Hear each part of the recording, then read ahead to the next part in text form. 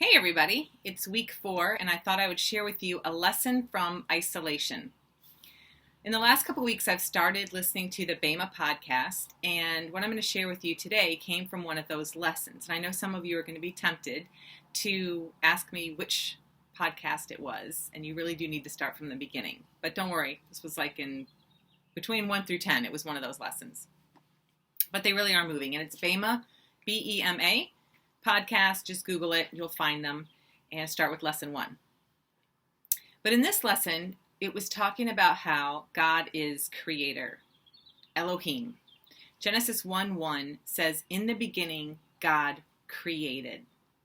And then in verse 27, "In the image of God, he created them, man and woman." He created us in his image, in the image of creator. So we were created to be creators. Now the problem is, God knows when to stop creating, and we don't. And you may think, well, what's the big deal? Creating is good, so why is it bad to keep creating and not stopping? And the analogy given was, what if Michelangelo didn't know when to stop creating the statue of David? Eventually, he would have kept chiseling away, and the arm would have fallen off. He would have destroyed what he created. And that's what happens. So thinking about the week, I know we all have, our fear comes out in different ways. And we are all in a situation that we cannot control. And I don't know about you, but typically when there's an area in my life I can't control, I take all that energy and move it to other areas in which I think I can control. When my kids were little, it was on them. Now that they're adults, I realize how futile that is.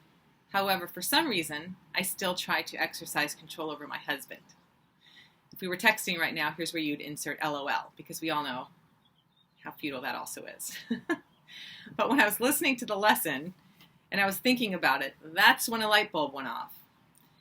And I thought, is that the problem? I just keep trying to create a solution.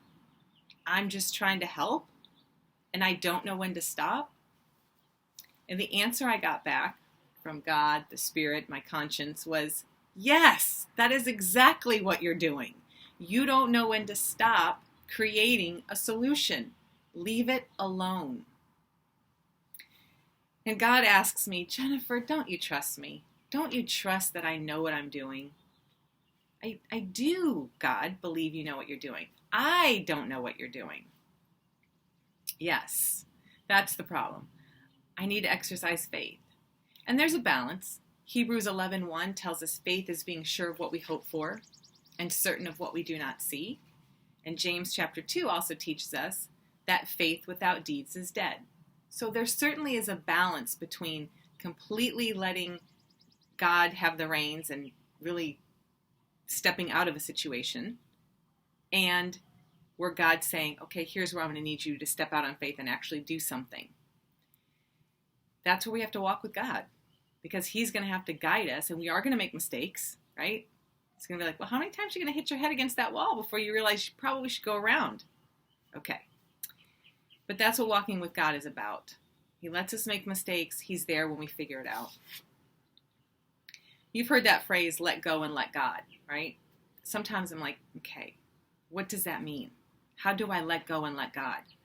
And that's where I've got to walk with him again and decide and determine with him, well, okay, is this where I step out in faith and do something, or is this where I pull back the reins and stop trying to do something? So I just thought maybe you might want to consider this week, if your fear is coming out, perhaps your fear is coming out in ways where you're trying to tighten up the reins in areas where you feel like you have control because of a large situation, a pandemic, that we cannot control. And it may be time to just step back a bit, stop trying to create a solution, let God create the solution, and just simply ask him, what's my part in this, God? Where do you want me to step out in faith, and where do you need me to sit back? I continue to pray for all of you. Take care and stay healthy.